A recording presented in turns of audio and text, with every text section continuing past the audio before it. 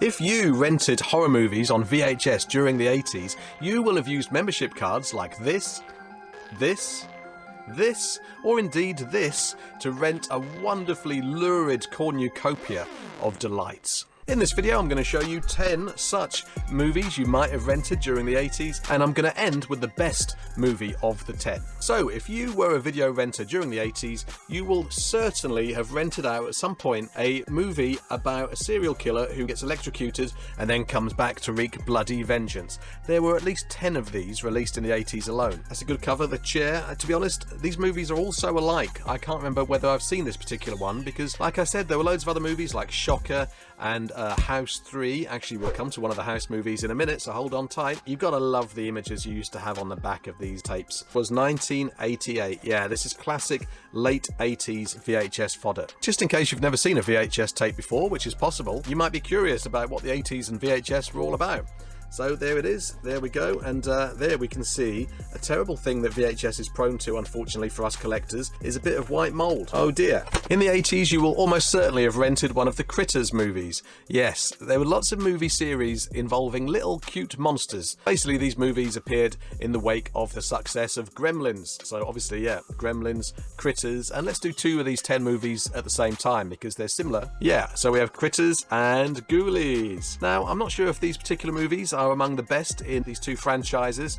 You have Critters 2 there. I like the way that the critter is carrying the number 2. But there's some great pictures on the back of this. You can see that the critters have formed an enormous ball of critters there, and they're coming at you. They're going to roll over you like an enormous wheel of crittery cheese or something. And Ghoulies Goes to College looks like an absolutely ridiculous piece of work. As you can see, you got a lovely pentagram there. That's lovely stuff. Yeah, the pictures on the back look ridiculous. I'm just checking they're safe for YouTube, and they just about are. Yes, lovely. And there's a gentleman there who seems to have an enormous ghoulie poking out of his abdomen. I hate it when that happens, don't you? Full disclosure, by the way, I think this might have been at the turn of the 90s, this one, but, you know, it's so 80s, isn't it? What next? Renting horror movies during the 80s, you will have certainly have rented out a nasty slasher movie like Slaughterhouse.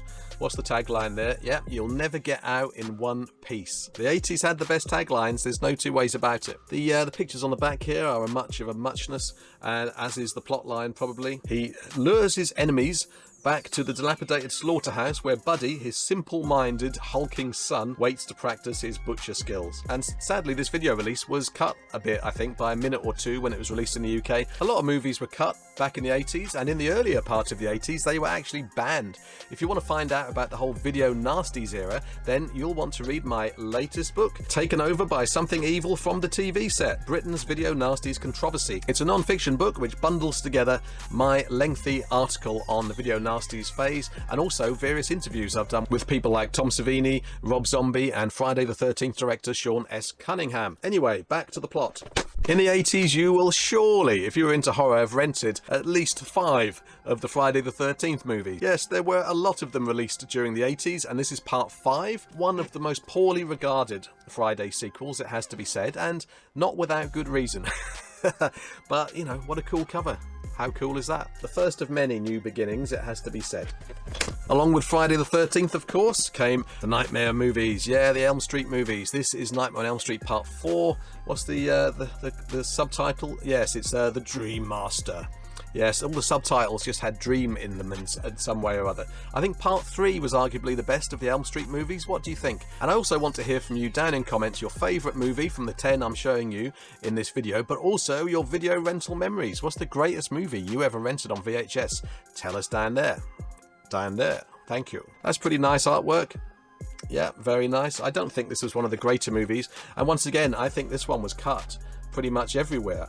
Parts 4 and 5 were both censored around the world, and at least on video, and then I think when they hit DVD we finally got to see what we'd been missing. I hope you don't mind me asking you to hit the like button if you are indeed liking this video. Thank you, it really helps. In the 80s you would have rented a movie very much like The Gate. Or do you remember The Gate? Maybe me producing this has made you go all a quiver and go, yes, I remember The Gate.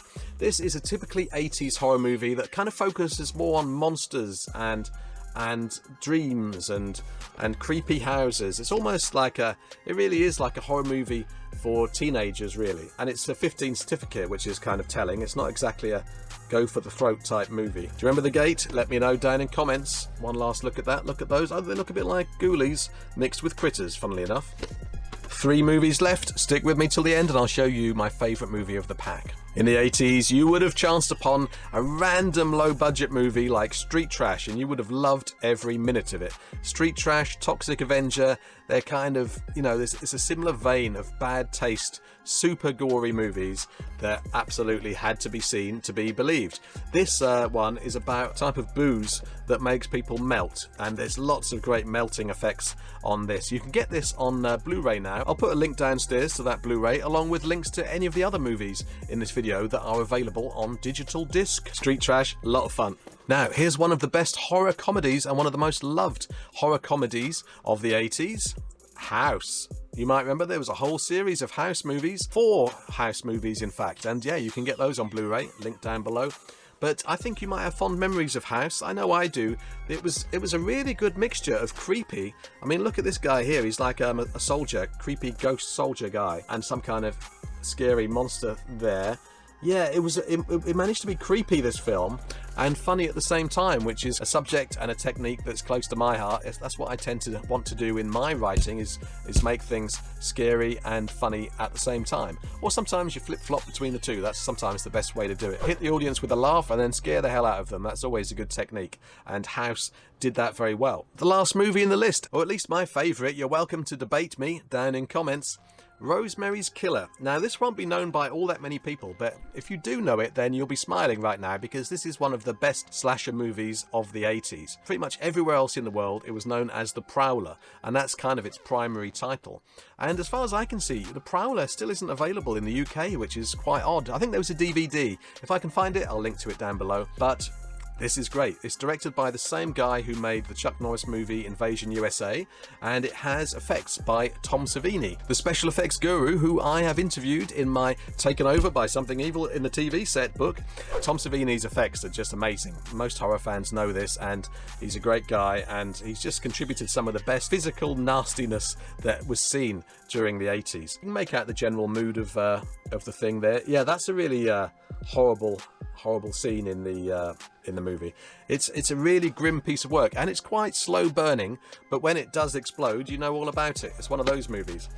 I love the blue case of this. Look at that. Rosemary's Killer, aka The Prowler. Have you seen it? Let me know. If you haven't subscribed to this channel yet, then please do, for more classic horror, classic Doctor Who, classic everything 80s. And if you'd like to see some more hot 80s VHS action, you'll be wanting to see this video right here. Go ahead and click on it, why don't you? Until the next video then, don't forget to embrace your obsession.